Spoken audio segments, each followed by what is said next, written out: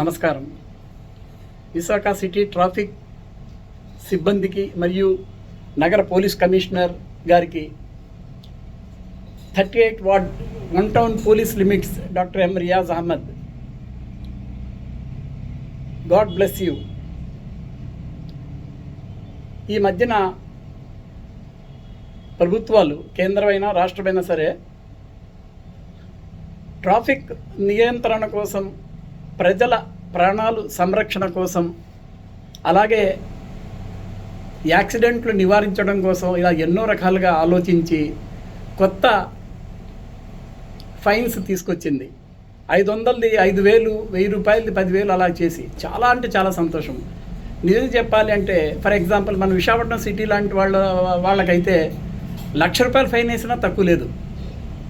ఎందుకంటే అంత మూర్ఖంగా వాళ్ళు డ్రైవ్ చేస్తున్నారు కాబట్టి. ఎన్నిసార్లు అవేర్నెస్ క్యాంపులు పెట్టినా, ఎన్నిసార్లు పాపం ట్రాఫిక్ పోలీస్ వాళ్ళకి అవేర్నెస్ చెప్పినా, ఏం చేసినా, కౌన్సిలింగ్ ఇచ్చినా మళ్ళీ సేమ్ అదే రిపీట్ చేస్తున్నారు. అంటే భయం పోయింది వాళ్ళకి. ఈ భయం రావాలి అంటే ఈ ఫైన్లు కాదండి, ఆన్ ది స్పాట్ వాళ్ళకి ఫైన్లే కాకుండా పేపర్లో పబ్లిష్ చేస్తాం మీ ఫొటోస్, తర్వాత ఫ్లెక్సీలు పెట్టి మెయిన్ జంక్షన్లలో పెడతాం, మీ కాలేజీల్లో వచ్చి చెప్తాం అని చెప్తే వాళ్ళకి అప్పుడు చిన్నదైనా అయ్యో మన పరువు పోద్దేమోనని వాళ్ళకి ఇంకిత జ్ఞానం, అన్నం తింటే వాళ్ళకి ఆ గ్రహణ శక్తి వస్తుంది అప్పుడైనా. ఇంకా అదొక్కటే రెమెడీ వీళ్ళకి. ఎందుకంటే హిందీలో ఒక కహావత్ ఉంటుంది, ప్రోబ్, లాతోంక భూత్ బాతోన్సే నహీ మాంతా. అంటే దెబ్బలు తినే దయ్యం మాటలతో విందంటది, దెబ్బలు కొడితేనే వింటదట. నేను ఒక వీడియో కూడా పంపించాను. యూపీలో మన యోగి ఆదిత్యనాథ్ గవర్నమెంట్ ఒక కొత్త రూల్ తీసుకొచ్చింది. రోడ్డు మీద వాళ్ళకి పిర్రలు పగిలిపెట్టేట్టుగా కొట్టండి అని చెప్పి నేను సిపి గారికి, మన ట్రాఫిక్ సిబ్బందికి అందరికీ నేను పెట్టాను. అఫ్కోర్స్ ఎవరు దాని మీద కనీసం మోజో కూడా ఒకటి పెట్టలేదు. బాగానే ఉందండి, కానీ ఇక్కడ ఇంపాసిబుల్ అంటే భయం. గవర్నమెంట్ వీళ్ళకి మళ్ళీ ఏ లూప్ లైన్లో వేసేస్తుంది, మనం చక్కగా హ్యాపీగా ఉంటున్నాం, ఎందుకు ఈ డాక్టర్ గారు మాటలు విని ఈ వీడియోల మీద స్పందించడం అనేది కూడా ఉంటుంది ఆఫీసర్స్కి, న్యాచురల్ అది. ఎందుకంటే ఎవరి జాగ్రత్తలు వాళ్ళు తీసుకుంటారు. డాక్టర్ గారు చెప్పారని ఎవరు మొహమాటంగా ఇచ్చేయరు. పాపం కొంతమంది పోలీస్ ఆఫీసర్స్ ఉన్నారు, వాళ్ళు పెడుతుంటారు, ఎస్ డాక్టర్ గారు నిజంగా బాగా చెప్పారండి అని. అంతే, అది మాట వరకే ఉంటుంది. ఎందుకంటే వాళ్ళ చేతుల్లో ఏం లేదు కదా, వాళ్ళు ఏం చేయలేరు. Because we're all under control of remote. ఒకళ్ళ చేతిలో ఉంటుంది ఆ రిమోట్. అది ఏ గవర్నమెంట్ అయినా సరే, బాబు గారి గవర్నమెంట్ అయినా సరే, జగన్ గవర్నమెంట్ అయినా సరే, పవన్ కళ్యాణ్ గవర్నమెంట్ అయినా సరే, రేపు పొద్దున్న బీజేపీ వచ్చి సోము వీర్రాజు గవర్నమెంట్ అయినా సరే, ఎవరైనా సరే ఆ గవర్నమెంట్ మీద ఆధారపడతారు. ఎవరు ఇక్కడ ఏం చేయలేరు. అందుచేత ఏంటంటే కనీసం మినిమం ఆయన భయపడేటట్టు చేయాలి అంటే ఏదో చర్యలు తీసుకోవాలండి, ఇంకా తప్పదు. ఎందుకంటే ఇన్ని కొత్త ఫైన్స్ పెట్టి, ఇన్ని రూల్స్ పెట్టి, ఇంత రకంగా ఇచ్చేసినా సరే ఎక్కడ చిన్న మార్పు రాలేదు. నేను ఆల్రెడీ ఎన్నోసార్లు చెప్పాను, నేను ఎవ్రీడే వాకింగ్కి వెళ్తాను, చూస్తుంటాను ప్రతి చోట. ఇటు రామకృష్ణ బీచ్ సైడు, ఇటు పూర్ణ మార్కెట్, జగదాంబ సెంటర్, ఇలాగ ఆసిల్మెట్ట, ఆల్ పీక్ జంక్షన్స్లో నేను వాచ్ చేస్తాను వెళ్ళి. ఎందుకంటే నాకు అలవాటు అది. ఇటు డాక్టర్ వృత్తి, ఇటు నాకు ఈ ట్రాఫిక్ వృత్తి, మరి నా నరాల్లో దేవుడు నాకు ఇచ్చేసాడు. చేస్తున్నాను ఎప్పటి నుంచో సర్వీస్. ఎన్నోసార్లు చెప్పాను, చాలామంది కమిషనర్లు కూడా నాకు అప్రిషియేట్ చేశారు. హోమ్ మినిస్టర్ గారు అప్పుడు దేవేంద్ర గౌడ్ గారు నాకు బెస్ట్ అవార్డు ఇచ్చారు, మైత్రి అవార్డు ఇచ్చారు, బెస్ట్ ట్రాఫిక్ మెంబర్ అవార్డు ఇచ్చారు, ఎన్నో ఉన్నాయి.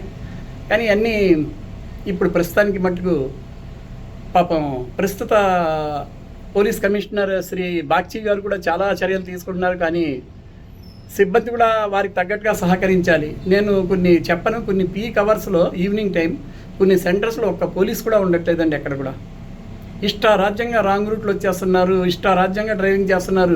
త్రిబుల్స్ 4, 5. మొన్న ఒక ఫోటో తీసి నేను పెట్టాను, కానీ దాని మీద స్పందన లేదు. ఇవాళ అనుకోకుండా సాక్షిలో ఒక ఫోటో వచ్చింది, చూడండి. ఒకే వెహికల్ మీద 5, అది నా రాంగ్ పార్కింగ్, హెల్మెట్ లేకుండా. ఇటువంటి వాళ్ళని ఏం చేయాలండి? ఇటువంటి వాళ్ళని ఏం చేయాలి చెప్పండి? వాడు పట్టమే కాకుండా ఆ 5గురికి యాక్సిడెంట్ అవటమే కాకుండా వాళ్ళ వల్ల ఎంతమంది ఎదటి వాళ్ళు కూడా ఆసుపత్రుల పాలు అవుతారండి. ఎవరిని ఆలోచిస్తున్నారా? కానీ ఎందుకు మరి ఈసారి ఎందుకు ఇంత నిర్లక్ష్యం వ్యవహరిస్తున్నారు కొంతమంది సిబ్బంది? మరి ఐ డోంట్ నో. మరి అది ఎవరి ఫాల్టో నేను కామెంట్ చేసే రైట్స్ నాకు లేవు. But as a citizen, as a senior most డాక్టర్గా నేను అనుకోవటం ఏంటి అంటే సరైన కమాండింగ్ లేదు ఇప్పుడు. ఎవరేం చేస్తారు ఎవరిని చూద్దాం. అది కాకుండా కొంతమంది చెప్తున్నారు, వినటం, పబ్లిక్ మాట, పబ్లిక్ వాయిస్. ఎవరైతే ఇప్పుడు రూలింగ్ చేస్తున్నారో వాళ్ళ తాలూకా వాళ్ళు ఎవరు రాంగ్ రూట్ వచ్చినా, వాళ్ళు యాక్సిడెంట్లు చేసినా, వాళ్ళు 5, 6 బైకుల మీద వెళ్ళినా, వాళ్ళు స్నేక్ బైక్ చేసినా, వాళ్ళు సైలెన్సర్ లేకుండా వెళ్ళినా, వాళ్ళు ఫాస్ట్గా వెళ్ళిపోయినా, గుండెలు దర్దలు ఆడిపోయిన మనుషులు, వాళ్ళ మీద ఏ చర్యలు తీసుకోకూడదు అని చెప్పి ఒక రూల్ ఏదో ఉందంట అన్అఫీషియల్గా. మరి పబ్లిక్లో వింటున్నాం, యూట్యూబ్లో కూడా చూస్తున్నాం మేము. నాకైతే మరి నేను చూశాను, కానీ బట్ అది కమాండింగ్గా నా దగ్గర అథారిటీ లేదు చెప్పాలి అంటే ఇలాగ అనుకుంటున్నారు ప్రజలు. విశ్వసనీయ వర్గాల బోగట్ట సమాచారం అనుకుంటున్నారు, తెలుసుకుంటున్నారు, కొరుక్కుంటున్నారు అంటారు చూసారా మీడియా వాళ్ళు. అలాగా మనం కూడా అంతే. సో ఇన్ని కఠినమైన రూల్స్ సెంట్రల్ గవర్నమెంట్ పెట్టినా, మన స్టేట్ గవర్నమెంట్ పెట్టినా ఇంకా ఇటువంటి పబ్లిక్లో 80% మార్పు రాలేదు అంటే దీనికి బాధ్యులు పూర్తిగా పోలీస్ డిపార్ట్మెంట్ వారు. అంటే పోలీస్ డిపార్ట్మెంట్ వారు ఇప్పుడు ఎంత కఠినమైన చర్యలు తీసుకోవాలి అంటే వీళ్ళ మీద ప్రభుత్వం కూడా వాళ్ళకి అడ్డు రాకూడదు. ఇటు లీగల్గా కూడా వాళ్ళకి ఏ రకమైన ఆటంకులు లేకుండా జ్యుడిషియరీ చాలా స్ట్రాంగ్గా దాని మీద స్పందిస్తుంది.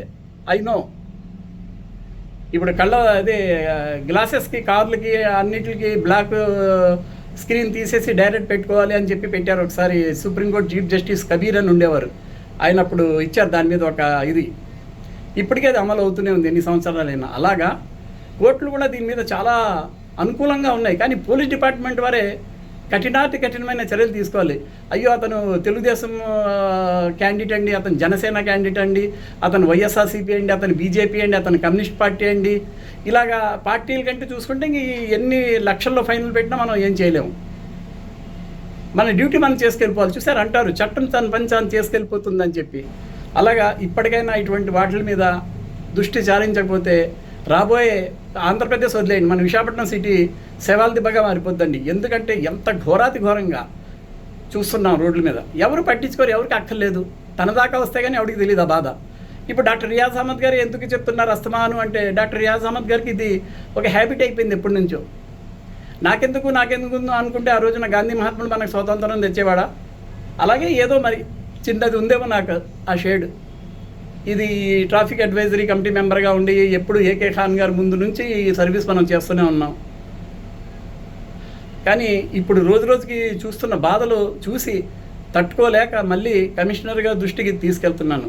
ఈ వీడియో చూసిన వాళ్ళు సాధ్యమైనంత వరకు ఎక్కువ మందికి దీన్ని షేర్ చేసి సమస్యలు రేపు పొద్దున మన పిల్లలు కావచ్చు, మనం కావచ్చు, మన వాళ్ళు కావచ్చు, మన ఫ్రెండ్స్ కావచ్చు, మన చుట్టాలు కావచ్చు, ఎవరైనా ఇటువంటి యాక్సిడెంట్ల బారిన పడకుండా ఉండాలి అంటే, ఇటువంటి ప్రమాదాల బారిన పడకుండా ఉండాలి అంటే preventive is better than cure లాగా మనం చర్యలు తీసుకోవాలి అంటే ముందుగా పోలీస్ డిపార్ట్మెంట్ స్పందించాలి, ముఖ్యంగా ట్రాఫిక్. హ్యాట్స్ అప్ టు మన నగర పోలీస్ కమిషనర్ శ్రీ బాబ్జీ గారు వారు చాలా చర్యలు తీసుకున్నారు. కానీ సిబ్బంది కూడా వారికి సహకరించాలని నేను కోరుకుంటున్నాను. అలాగే సిబ్బంది కూడా పీక్ అవర్స్లో అయినా సరే మనం మన డ్యూటీ చేద్దామని చెప్పి ఆశిస్తున్నాను. దయవుంచి నా మాటలు తప్పుగా ఎవరైనా అనుకుంటే క్షమించండి. ప్రజల శ్రేయస్సు రీత్యా సేకా పబ్లిక్ నేను చెప్పాను, అంతేగాని ఎవరిని నొక్కిద్దానికి, ఎవరిని బాధ పెడడానికి కాదు. మనం అందరం కలిసిమెలిసి ఉంటేనే కదండి ఏదైనా చేయగలం. కృషి ఉంటే మనుషులు ఋషులు అవుతారోయ్, మహాపురుషులు అవుతారోయ్ అన్నాడు ఒక మహాకవి. అలాగా మన విశాఖపట్నం క్లీన్ అండ్ గ్రీన్ సిటీని మనం కాపాడుకుందాం, యాక్సిడెంట్లు నివారిద్దాం. దయవుంచి ఈ వీడియోని మీ గ్రూపుల్లో పెట్టండి. ఆయన చెప్తే మేము ఎందుకు పెట్టాలి? రేపు పొద్దున్న మీకే జరగడానికి జరిగిందని అయ్యో ఆ రోజు డాక్టర్ గారు చెప్పారు కదా అని చెప్పి ఆ బాధపడే రోజులు తెచ్చుకోవద్దని ఆశిస్తూ మరొక్కసారి తప్పుగా నేను మాట్లాడితే క్షమించండి అని కోరుకుంటూ may God bless us all.